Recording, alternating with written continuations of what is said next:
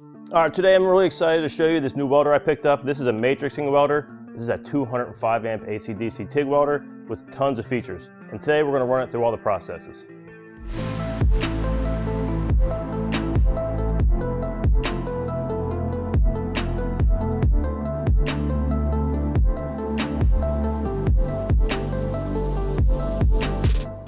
So first thing first, let's get this thing out of the box and see what it comes with.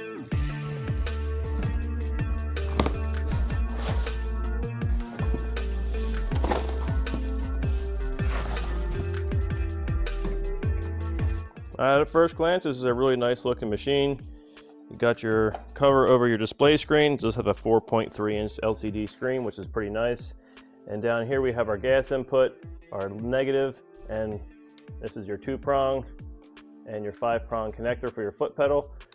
And on the back side, we have your on-off switch, gas input, and this feature right here is to connect a cold TIG helmet, which will switch much quicker automatically with the machine to avoid flash blinding. All right, now let's have a look and see what's in the box. Have a 10-foot ground cable, a super heavy gauge thickness of the wire, which is really nice. It comes with its own welding gas regulator, another nice feature. Your step down wire so you can run this machine off of a 110 outlet. And this here is a very unique and very heavy duty stinger lead. So this is for your stick welding, and I'll show you how that works in just a minute. Now we have the actual torch itself with a trigger switch, and it's also in like a jeans material covering, which is also a nice feature. And also inside of here, it looks like we have a tungsten kit with some gas cups. Lastly, we have a threaded end gas hose for input. This is another nice feature. A lot of times you just give you these little hose clamps, but this is a good way to go.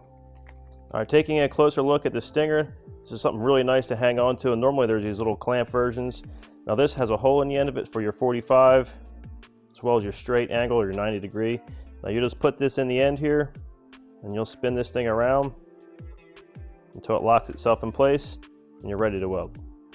All right, I just powered up the machine, and this is the main interface that you get. Now it's currently set for high frequency AC TIG.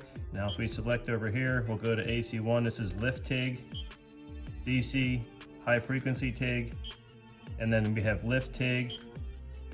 This is the cold TIG feature, which is actually pretty cool. We're going to get into that later. And your DC cold TIG. Next up, AC/DC TIG, your MMA stick welding, and your AC stick welding. Push this home button here, you'll go to your next selector over. This is your saved data for all of your different saved weldings that you were doing earlier. So you'll be able to save all of that data that you like for specific metals. There'll be job channel 6, you can go into that and change the parameters. Next up, torch control. This is your remote trigger. I'm not using that. So we have TIG remote torch and TIG foot control, that's what I'll be using. So I'll hit select there.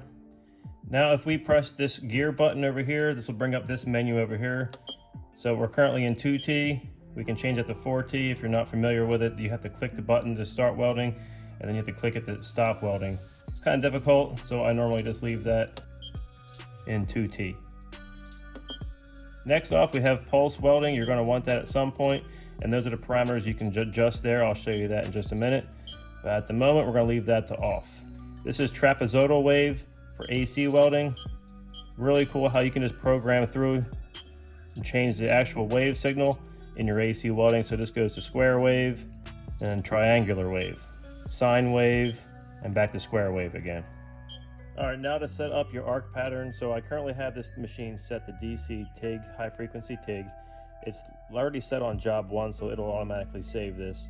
Another cool feature is up here, you'll see it's 220 volts, so it already knows it can give me the full capacity of the machine. If I had it into a 110 outlet, this would have knocked it down to probably the 110 volt would only give me about 100 amps for welding capacity. Now moving forward, this is the pre-gas. This allows you to select it. This is 0.1, 0.2 seconds. So we're going to start off with doing some mild steel, so we'll leave it at 1 second. We'll click that for the next parameter. This is a starting frequency or starting amperage. It's set to 50. I'll leave that as is for now. This is our upslope for 1 second. Just brings it up to the maximum welding capacity. That's probably fine for starting out. You can see you can move it up, take longer to get there. So we'll leave it at 0.1 seconds, move on to the next, our peak welding amperage. We can spin this thing all the way around if we had to. We were welding some really thick material. We can get this thing up to 205 max amps. We are certainly not doing that to start out with, so I'll bring this down to 60. Now our downslope, another 1 second. Our slope, our downslope, which is we leave it off at 15 amps, we'll leave that for now. And our post gas will be 1 second. So that pretty much covers all the features and functions of this machine. So now with that much discussed, we can start welding. Okay, so to start the welding process off, I'm going to start with the AC cold TIG. Now what that does is a little quick burst of energy. It's going to spot weld this material together. I have the machine set at 110 amps at only 0.5 seconds at a burst. So we're going to do this thin aluminum sheet that I have here on the table, and we're going to run it across with the cold TIG.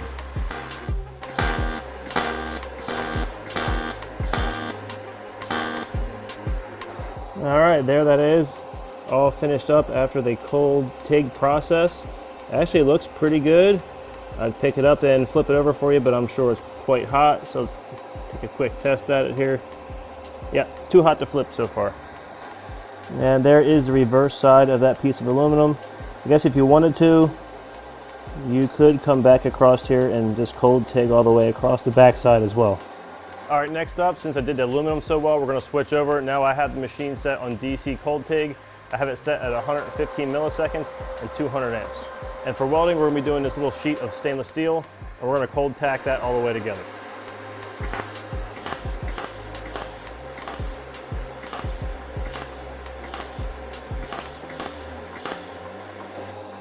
And there's a closer look at that stainless steel cold TIG together.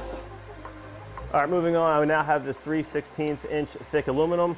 We're just going to start by running some beads across this, and I currently have my machine set to 90 amps. And we'll be using the foot pedal for this process.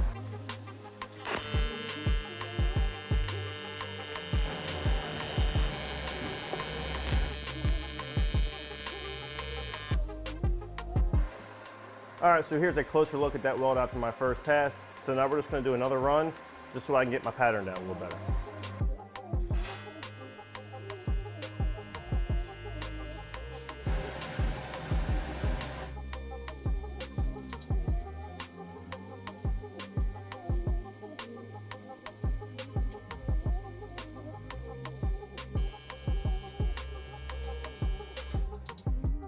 Okay, so after my second pass, I'm pretty certain that 150 amps is way to go.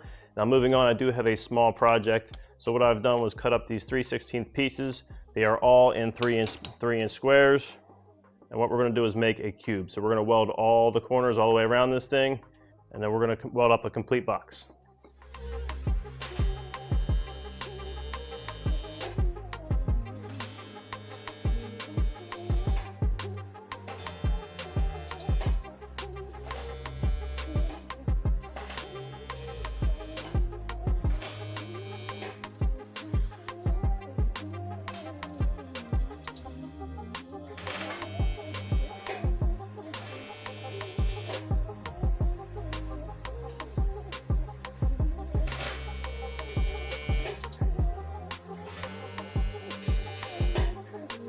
All right, so here it is. I got my cube all pretty much tacked, welded all the way around.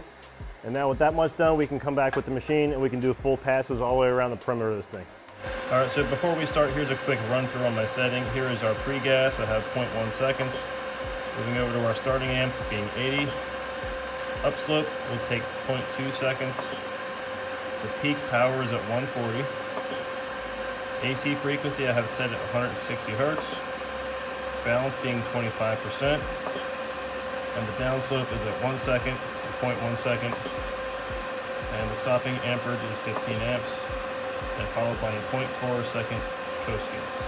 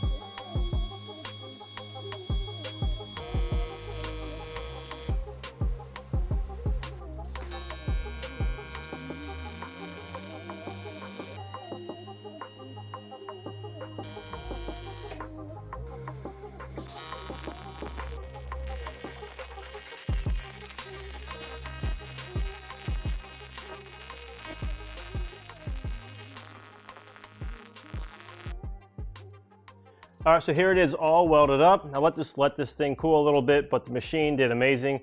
Now overall it's like 36 inches of weld to do all the seams all the way around it. So I'm very happy with how that turned out.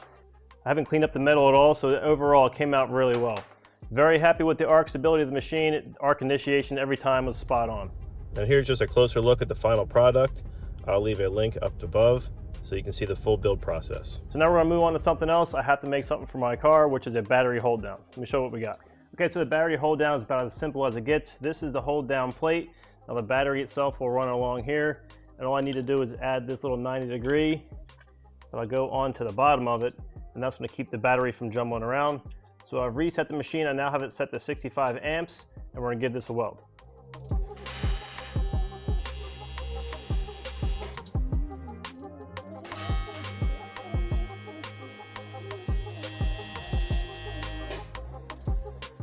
All right, here's my battery hold down bracket. The back side is now welded up. Definitely not the most beautiful weld I've ever done. However, it's gonna do the job. And on the other side, it did not burn through it. So I'm gonna get this mounting hole drilled in here, and I'll show you how it fits on the car. All right, here's a look at that bracket all cleaned up. Now I can get it bolted into place. All right, battery bracket bolted in, looking good. Matching the rest of the aluminum work of the car nicely. All right, I'm impressed. So after spending the entire day working with this machine, basically everything that I threw out, it did amazingly. Now I did thin stainless steel, sheet aluminum, which does cold TIG DC, cold TIG AC, as well as the actual welding process itself. So when you're using the foot pedal, it kind of blended through the actual amperage range perfectly. I didn't have any issues with it at all. So the only other thing worth mentioning is the foot pedal use. This machine did really well using the foot pedal. However, the way this brain works, it requires the potentiometer to be actually in the foot pedal itself. Because I tried my one without it, it would only give me the minimum. So simply enough switching over to this one made the machine work to full capacity. So just so you know, moving forward, if you buy a foot pedal, you need to get one with the throttle knob on it. I also gave me the opportunity to weld this aluminum cube. Just a fun little welding project I've been wanting to do for some time now. So being that this was made out of 3/16 plate, the machine handled it well. And on top of all that, I was able to get my battery bracket completed, something I've been wanting to do for a long time. Basically because I didn't have an aluminum welding machine that could do the job. So overall, for what it's worth, getting into aluminum welding is usually a bigger expense. This is probably the best way to get into the market. For just over $800, you got yourself a foot pedal use machine. This will help you with all the projects you have going on in your garage, and it'll help you become a better welder. So if you want a link to get one of these, I'll leave it in the description below. As always, thank you for watching, and hit like and subscribe, and I'll see you in my next video.